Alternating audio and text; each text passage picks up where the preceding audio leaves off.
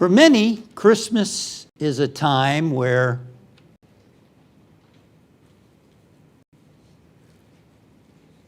we decorate the tree,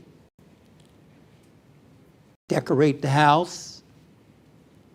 Christmas is a time where we spend time with friends and family. It's a time when kids, Santa pays a visit and they get gifts. I was talking to someone recently and the person said, I don't feel excited Christmas. I don't feel the Christmas spirit. I said, what do you mean? What do you mean by the Christmas spirit? What does that mean to you, not feeling the Christmas spirit? And this person said, I just don't feel excited like I have in the past. So I said, so Christmas spirit for you is excitement. Yeah, that's right. And I can imagine, when you're a little kid and you're looking forward to Christmas Day and all the gifts that you might get and whatever else goes on, there's an excitement. And yet, I think with all the hustle and bustle, buying gifts of all the stuff that we do during the holidays, we can lose sight of the deeper meaning of what Christmas is all about.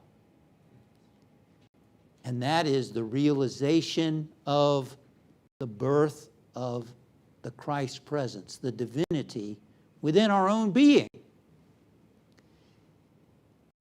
In 1934, the spiritual sage Yogananda, in a Christmas letter, asks, are you going to use Christmas just as a romanticism of religious festivity?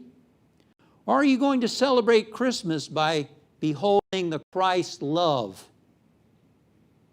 for all brother races and all living creatures?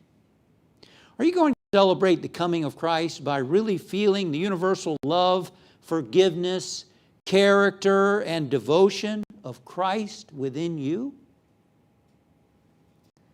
And that's a good question. I think it's important to celebrate the birth of this person named Jesus because he grew up and had a tremendous realization of who he was as a spiritual being. And he demonstrated spiritual principles. He not only talked them, he walked them. He lived them. He demonstrated them. He became a brother and a teacher and a way shower for us. And so it's important to celebrate his birth. And one of the interesting things is that this time of year, because so many people are focused on the birth of Jesus, they're thinking about God, they're thinking about love, they're thinking about the holidays and celebrating the Spirit. People are in churches and masses and in all over the world.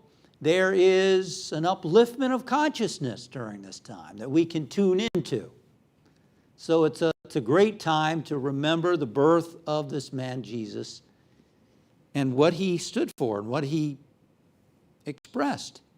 But as I mentioned, the true message of Jesus is what his birth represents symbolically in the Scriptures.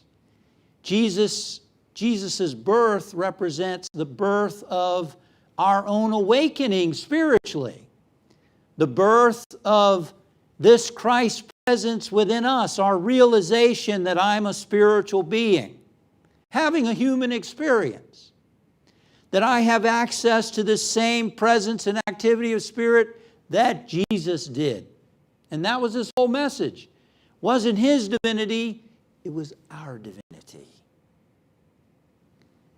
helping us to wake up to the truth.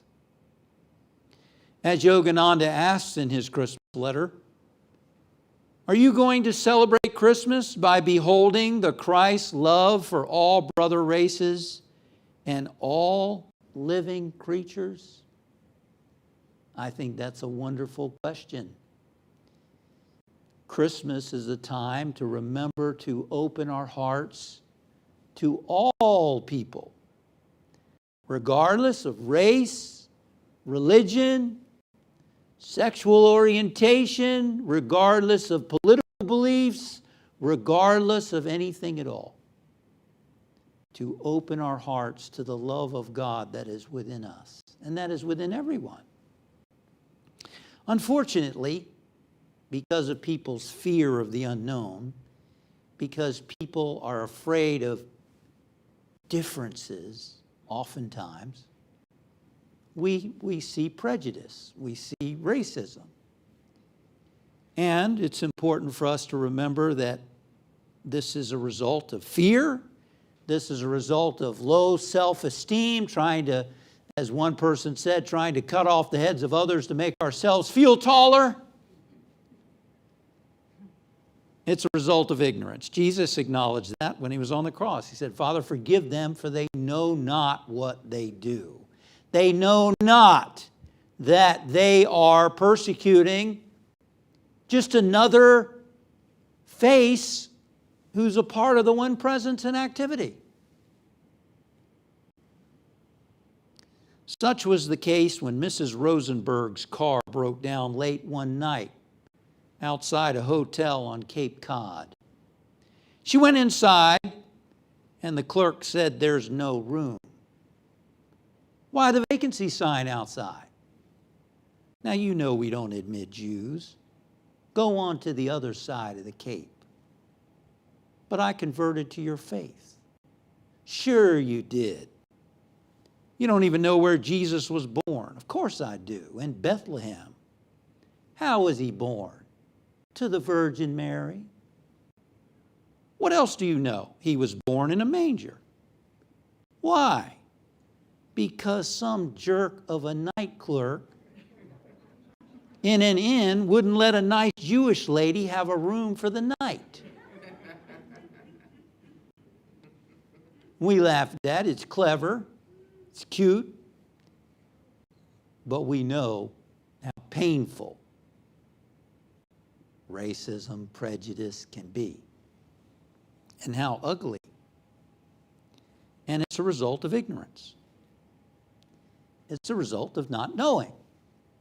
As Miguel Ruiz, the author of the Four Agreements, says, there's only one living being. There's only one living being.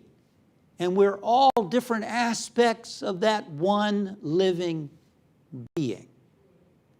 Everyone, deep down, even if they frustrated it tremendously, is a desire to love and to be loved. It's a desire to feel significant, important, to feel valued.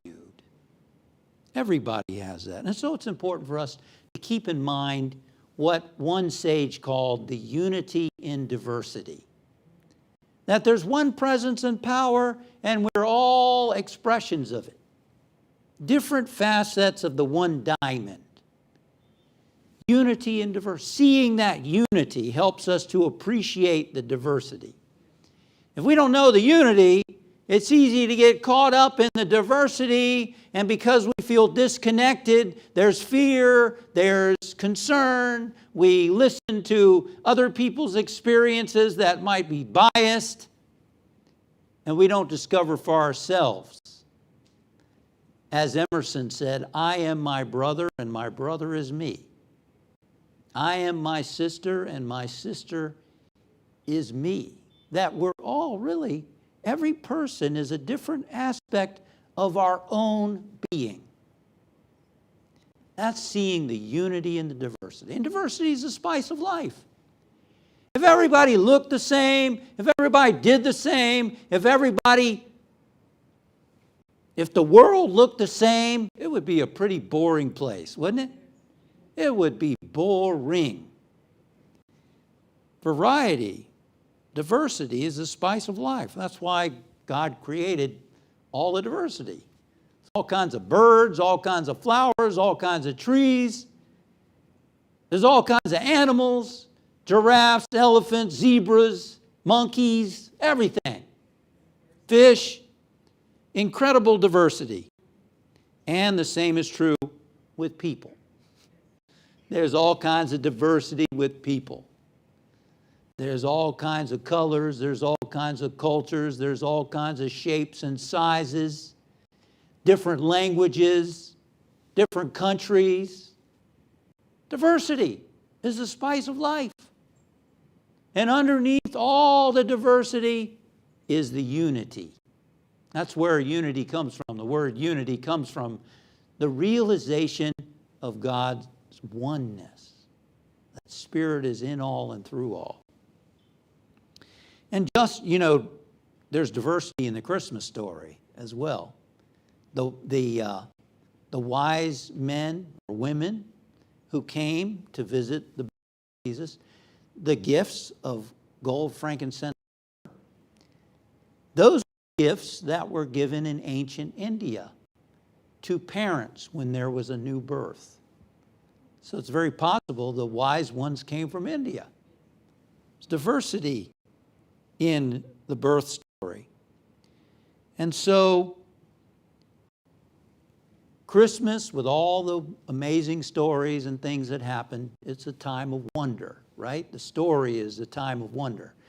And there's wonder in the diversity of life. There's wonder that we can appreciate all around us instead of being afraid of it.